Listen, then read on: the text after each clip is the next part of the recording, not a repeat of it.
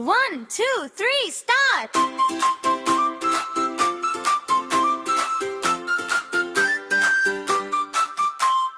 అందమైన లోకం ఈ అందమైన లోకం సృష్టించింది ఎవరు? మన యేసయ్య.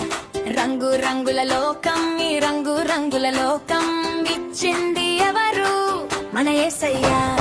అందమైన లోకం ఈ అందమైన లోకం సృష్టించింది ఎవరు? మన యేసయ్య. రంగు రంగుల లోకం ఈ రంగు రంగుల లోకం ఇచ్చింది ఎవరు? మన యేసయ్య.